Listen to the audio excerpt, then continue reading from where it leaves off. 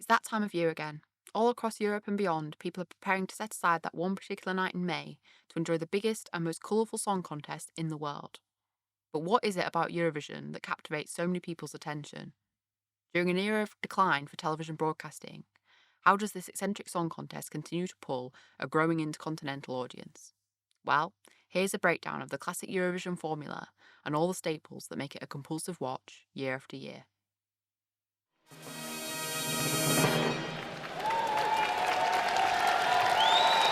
your own time. Just a little hiatus here, We ladies and can't gentlemen. find them. Just a moment's hiatus. Obviously, the winners are celebrated not wisely but too well. Warming up the crowd and filling in the time between stage changes, the presenters are an integral part of the Eurovision experience. Typically consisting of 3 celebrities native to the host country, their over-enthusiasm and heavily rehearsed dialogue guarantee some cringeworthy interludes that no Eurovision would be complete without. Glamorously made up in different outfits throughout the night, this trio will do their very best to convince the audience to press the mute button, whilst demonstrating their hastily learnt multilingual abilities. I've got some news for you. For the first time ever, and I'm not kidding, we are even live in China. We knew that, Miriam. I just told them. Don't bore I've us. been so excited about that news. I've been learning Chinese all night long to welcome our new audience. Please don't. don't. Yeah, I'm We're with you, having Arabella. so much fun right now. Taking on the challenge at the 2023 Grand Final are Alicia Dixon, Hannah Waddingham, Julia Sanina and Graham Norton, whose vocal affection for the show bodes well for the audience.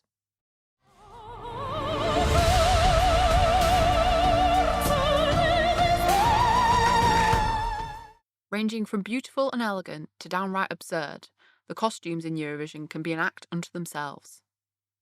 Oftentimes helping the contestants to stand out from their peers, an outlandish costume ensures that the public remembers you long after the 26th song has been sung and the phone lines have opened. Some of the most memorably dressed acts have even gone on to be crowned the winners, such as the Finnish rock band Lordi, whose latex monster masks bemused just about everyone in 2006, or Ukraine's 2007 entry Verka Serdushka, whose silver coat dress, sunglasses, lipstick and star-shaped headpiece helped earn her second place. These loud and gaudy outfits are an example of self-expression, both for the artists and for the countries they represent, and is a large reason why Eurovision has become so closely entwined with the LGBTQ+ community. No song contest would be complete without songs, and Eurovision is no exception. Ranging in language as well as genre, there's more than a little diversity between each act every year. Though there have been many attempts to come up with the formula for the perfect entry, Eurovision songs are often unmistakable for one simple reason. They're all very, very cheesy.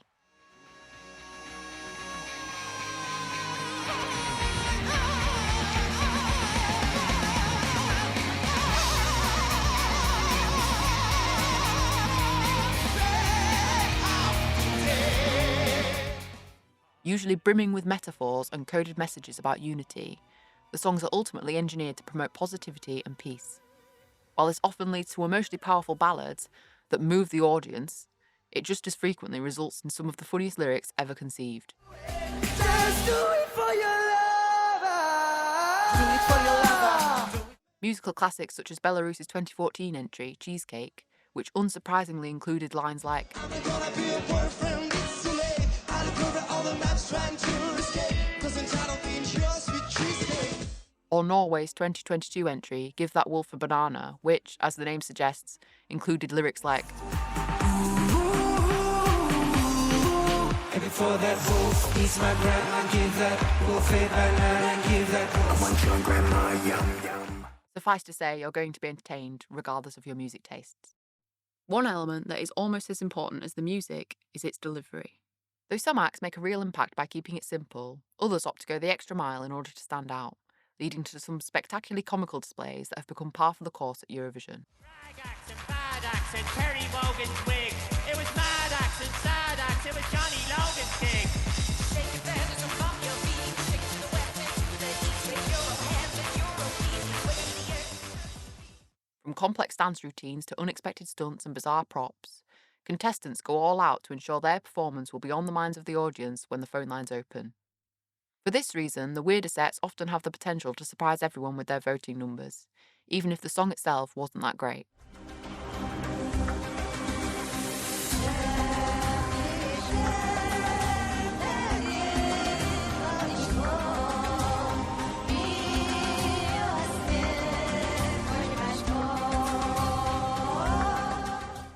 One notable example of the wonderfully odd things that can occur on the Eurovision stage can be found in Italy's 2017 entry, Francesco Gabbani, who sang passionately about superficial lifestyles, whilst a man dressed in a gorilla onesie danced in the background.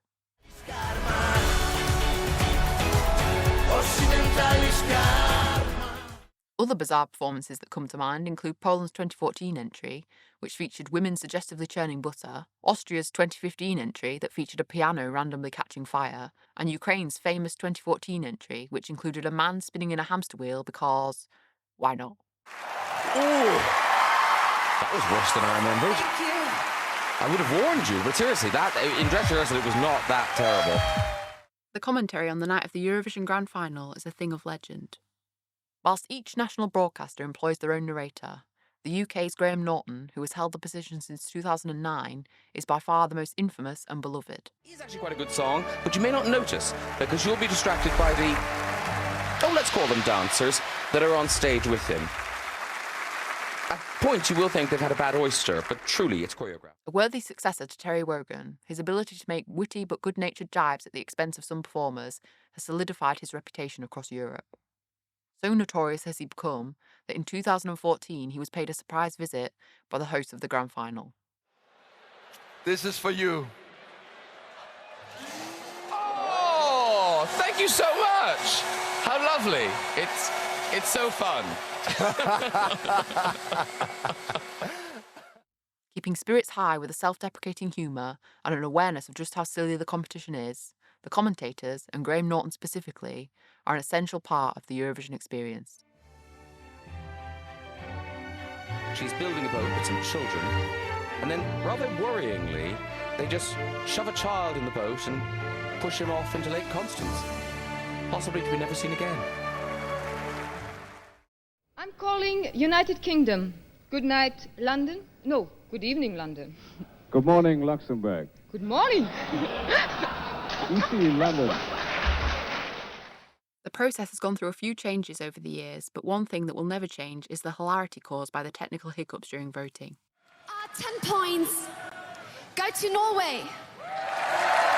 And normally they give lots of points to Turkey. Points go to Denmark. I'm so sorry. Oh, Lena, you idiot. I'm so sorry. Everybody got really nervous. I'm so nervous. Over the course of a single night, hosts from 37 countries are called upon to announce the points awarded by their nation.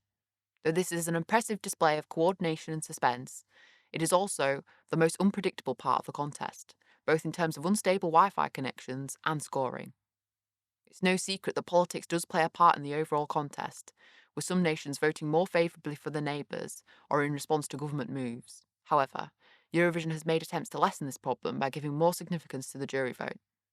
Though a competition on this scale can never be fully free of bias with a public vote, it has unquestionably become much fairer and is incredibly nail-biting on the night.